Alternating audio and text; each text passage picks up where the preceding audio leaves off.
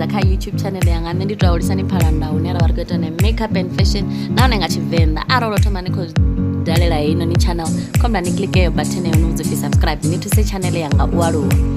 Na musi ndo vha ni khou ni sumbedza uri nṋe ndi dzhenisa hani tsiye dzanga dza mafane dza fake lashes.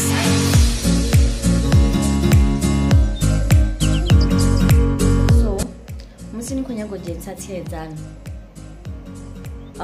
ni fono u maintaina shape ya tsiye dzanu. So ni tshi bvisa fa ni nga kokodza nga okay, ni tshi bvisa ni tea u fara kha lubanda, ni songo fara nga ngei kha vhudzi, ni fara kha lubanda then smoothly do it like that. See? Tshipedza nepo khwinde i fara. Zwine na tea u thoma na zwi ita ndi uri vhathu a ri na maṱo o lingana, vhaṅwe vhathu vha na maṱo maṱuku, vhaṅwe vhathu vha na maṱo mahulu, not necessarily maṱo khambari vhulapfu ngombeza. So ni ḓo wana uri muṅwe muthu u a kona u dzhenisa yo rali tsiye ya fhelela kha ḽiṱo ḽawe. So nṋe maṱo anga ndi a ḓivha zwo ndi maṱuku, zwi amba zwo ndi fanela u khatha huṅwe fhethu matungo. Tshiṅwe tshithu tshine na tea u dovha tshita tshine na tshi tea u dovha na tshi dzhiela nṱha ni tshi khou ambara tsiye ndi tsha uri tsiye yanu i songo sendelesa mathomoni ya ḽiṱo, cause naturally nga mvelo ahuna muthu ane a thoma na matsie mahulu bva fanoni, no. Muṅwe na muṅwe u thoma na tsie ṱhukhu dza ḓi tovha dzi tshi khou aluwa, dzine dzi nga ḓi tovha namba dza vha khulwane mara dza ḓi tovha dzi khou aluwa. So daza ndi khou amba uri dzi tea u thoma he lashes dzanu dza natural dza thomaho. So before ni sathu ḓa dza glow, zwine na khou nyaga u ita zwone, so usually ndi dzhia thu dzanga nda fara tsie nga heinoni nḓila, nda lenganisa kha ḽiṱo ḽanga. Normally ndi sedza ndi a ḓivha zwori ngori ḽiṱo ḽanga ndi a ḓivha zwori ndi lapfhu guma gai, zwi amba zwori ndi khou ḓa nda gera luṅwe lupiḓanyana hafhanoni ḽuṱuku. Ndi khou shumisa tshireza, tshigero tshanga tsho xela.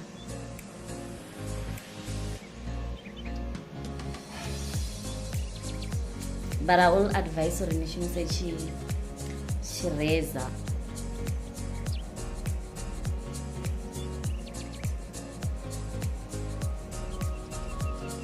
So in most cases ndi a thoma nda dzhiela ni tsiye nda i peta yavha so, yeah, uri ive na shape ine yavha more circular, i tendelane u mona na ḽiṱo ḽanga.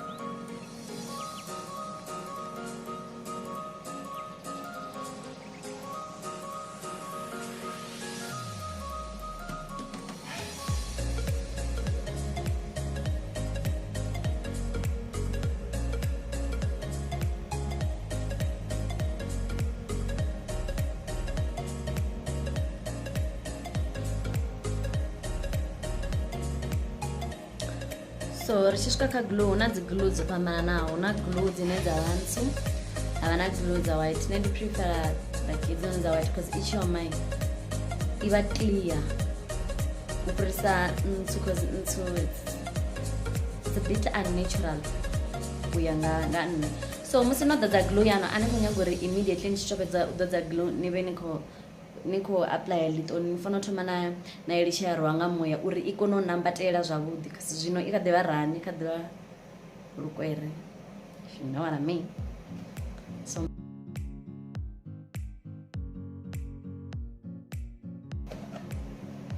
and then zwine nda ita zwone ndi u dzhia tshivhoni tshanga ndanga ndi khou tshi vhetshela nṱha, ḽiṱo ḽine nda khou ita ḽone ndanga ndi khou ḽi bonya. And then zwiṅwe zwithu zwine na tea u zwi dzhiela nzhele, sometimes ndi fonga ndi prefera u shumisa tshanḓa tshanga cause I don't know, zwi tou ntshumela khwine u shumisa tshanḓa tshanga arali ndi khou ita nemune, mara ndi khou ita muthu ndi pfha ungari zwi khwine arali ndi khou shumisa tweezer. So zwine ndi khou amba zwone zwori heyi fake lash yanu, tsiye yanu ya mafanedza, ni khou nyaga u i ḓodza, ni khou nyaga u i vhea mathomidzini ya tsiye dzanu mara i songo kwama lukanda lwanu. A i ngo tea u dzula nṱha lukanda, i tea u dzula tsini na midzi mara i songo swika lukandani. Okay, ndi nga vhona uri yo no nambatela na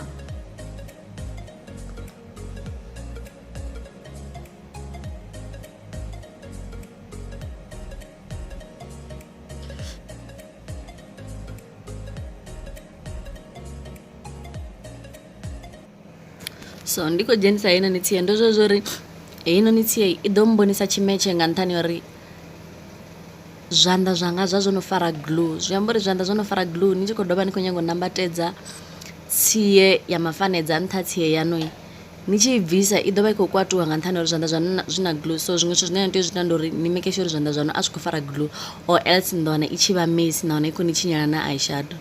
A ni khou zwi ṱoḓa hezwo zwithu. Then I go ahead with the tweezer.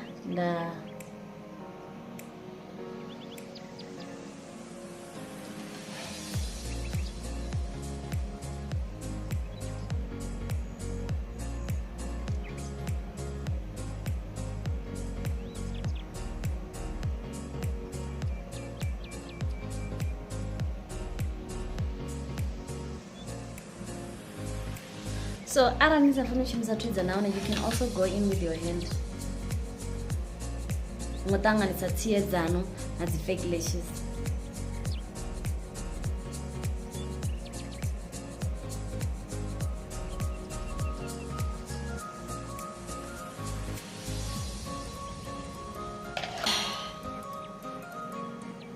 Nta glue ya essence yenila nda apply kha lubanda. Nda dovhola zwiḽa zwithu zwe nda zwi ita nga ngei.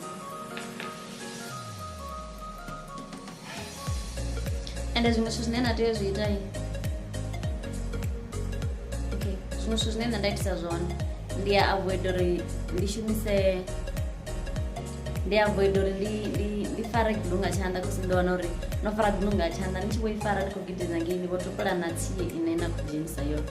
So ndaima few seconds, maybe 20 seconds, just to uri ive yetheke i nambatele nyana. So yeah.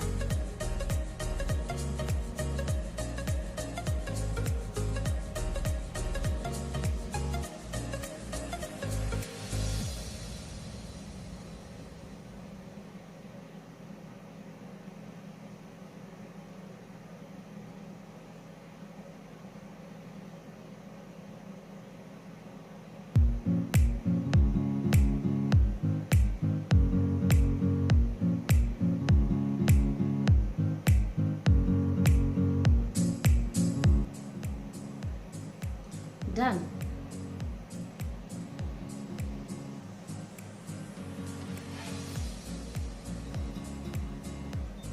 Simple as that. Nimeshimisa chanda chanu.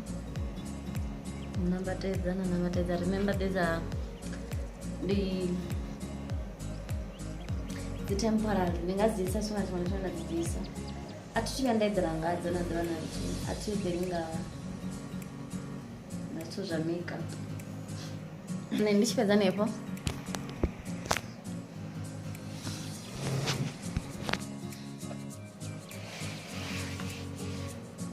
ndishumisa mascara u blenda tsie dzanga dza kuma na tsie dzanga dza mafanedza. Saizwi ro ita tutorial ya u dzhenisa tsie dza mafanedza ndi pfha ungari ndi zwa ndeme uri ndi amba uri tsie dzau dza mafanedza dzi last tshifhinga tshilapfu u tea u ita mini kana u dzi storisa hani. Ni dzhia tshithu tsho no nga ball pen na dzi monisa fhalani kha ball pen. In that way dzi ḓo kona u dzula dzi na shape yayo, a dzi lose shape. Ni nga si dzi dzhie na dzi panga kha tshithu tshine dzi vha dzo kwanyea. Ndi khou sokou fulufhela uri ngo mpfhesesa. Ndi khou livhuwa zwihulu no joina kha tutorial yanga. Ndi khou fulufhela uri no guda zwinzhi. Ri ḓo ṱangana hafhu tshifhingani tshiḓaho. Ndo livhuwa.